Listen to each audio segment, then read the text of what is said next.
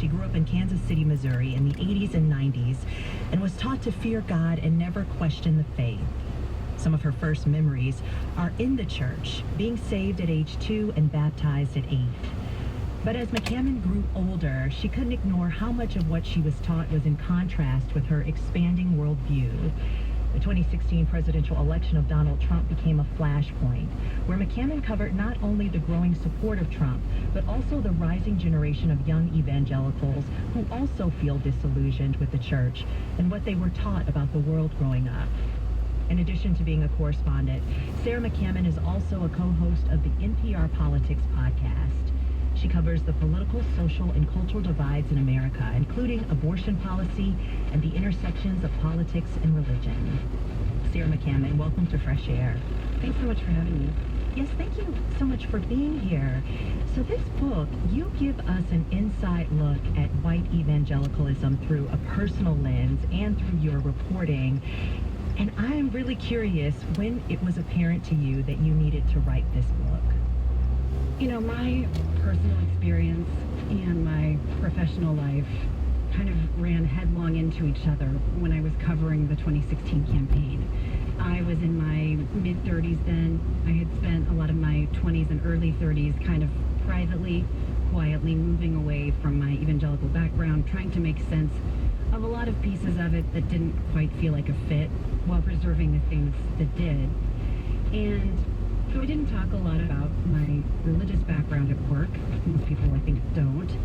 But then I was assigned to cover the presidential campaign, and not just the campaign, but the Republican primary. And soon enough, the big story really became white evangelicals, who make up such a big part of the Republican base. And there were all of these questions around their support for Donald Trump. Would they support him? How would they deal with the dissonance, the apparent conflict between everything Trump seemed to stand for and what the movement said it stood for? And I became fascinated with those questions.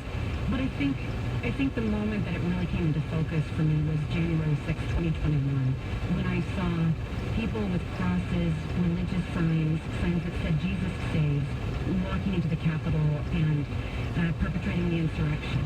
For me, I felt like that was the moment that I really wanted and needed to say something. The term evangelical has come to mean so many things.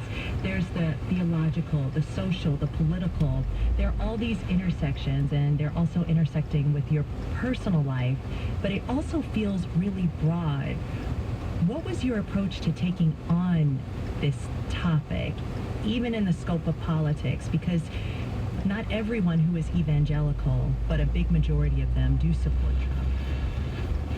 Right. 8 in 10 evangelicals, white evangelicals, I should say, supported Trump in 2016 and again in 2020. And once again in the Republican primaries this year, we've seen strong evangelical support for Trump. And you're right, the term evangelical it's been a contested one for a long time. It's a term that sort of vexes demographers and pollsters and academics, and there's debate about what it really means. But for me, as someone who grew up in that world, it refers to sort of a culture, really the culture I came from, a broad subculture that encompasses many different streams and stripes of conservative Protestant Christianity.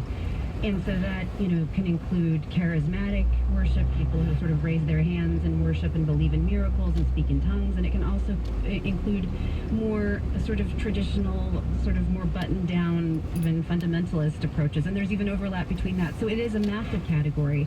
But the way I experienced it growing up was that we all kind of unified around a belief in Jesus and the Bible. We didn't even call ourselves evangelicals. We just called ourselves Christians. And we believed that meant something about the way we were supposed to live, and also for many of us about the way the country should be.